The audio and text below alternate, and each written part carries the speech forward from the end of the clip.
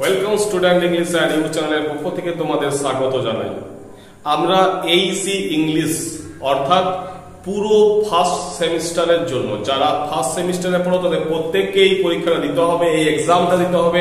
Aisi English আমি আগে 5 মার্কসের কোশ্চেনের সাজেশন এই চ্যানেলে পাবলিশ করেছি। আজকে 10 মার্কসের প্রচুর রিকোয়েস্ট এসেছে, 10 মার্কসের ইম্পর্টেন্ট কোশ্চেন গুলো তোমার সাথে শেয়ার করছি।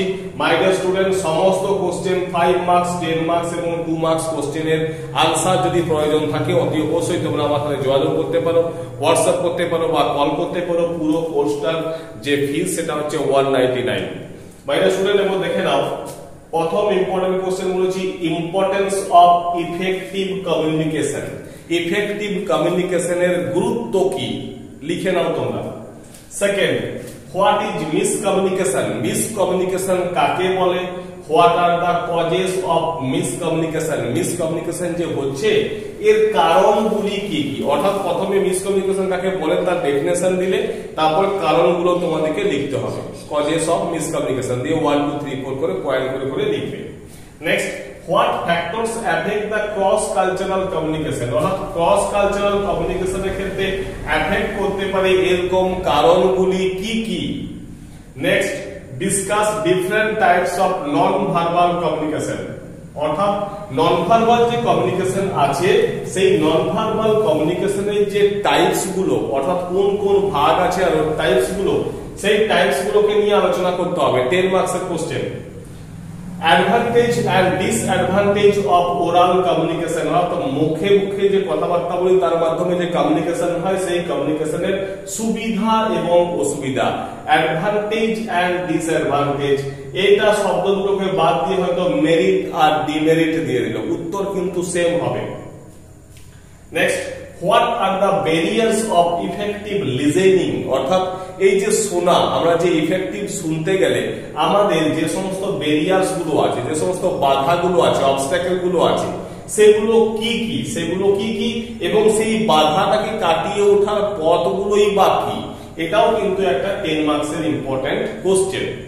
Next, what are the barriers two effective speaking skill? Most important question, লিখে নাও একদম। ইফেক্টিভ স্পিকিং স্কিলের ক্ষেত্রে ব্যারিয়ার্স বা বাধা বা অবস্ট্যাকেল গুলো কি কি? How can this be overcome? কিভাবে এই সমস্যাগুলোকে বা এই ব্যারিয়ারগুলোকে আমরা কাটিয়ে উঠতে পারবো? মাই ডিয়ার স্টুডেন্ট, আমি আরো একবার বলছি 2 মার্কস, 5 মার্কস এবং 10 মার্কসের সমস্ত আনসার পিডিএফ আকারে পেয়ে যাবে অনলি 199 এ। প্রয়োজন থাকলে অবশ্যই তোমরা কল বা হোয়াটসঅ্যাপ করতে পারো। Next, discuss the factors that influence reading skill. অর্থাৎ রিডিং স্কিলকে ইনফ্লুয়েন্স করতে পারে এই রকম কারণগুলো কি কি বা এই ধরনের ফ্যাক্টরস গুলো কোনগুলো? Next question, what is close reading? অর্থাৎ ক্লোজ রিডিং কাকে বলে? হোয়াট আর দ্য কি aspect of close reading? Close reading এর কি অ্যাসপেক্ট গুলো কি কি? আর what strategies are needed to enhance comprehension?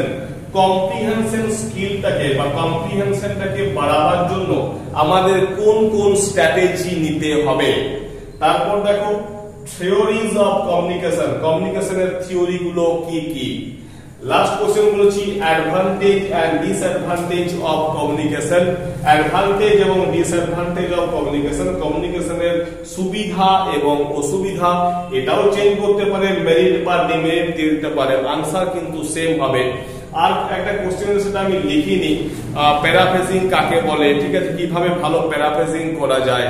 হ্যাঁ, আর সামারি কাকে বলা হয়? সামারি করতে গেলে ভালোভাবে সামারি করতে গেলে, ইফেক্টিভ সামারি লিখতে গেলে আমাদের কি কি পথগুলো অবলম্বন করতে হয়? তো মাই ডিয়ার স্টুডেন্ট, তোমরা যদি এই টাইপের কোশ্চেন গুলো এইগুলো যদি করে থাকে তাহলে তোমাদের আর কোনো টেনশন নেই, চিন্তা নেই। এই টাইপের কোশ্চেনই পরীক্ষাতে আসার সম্ভাবনা খুব বেশি।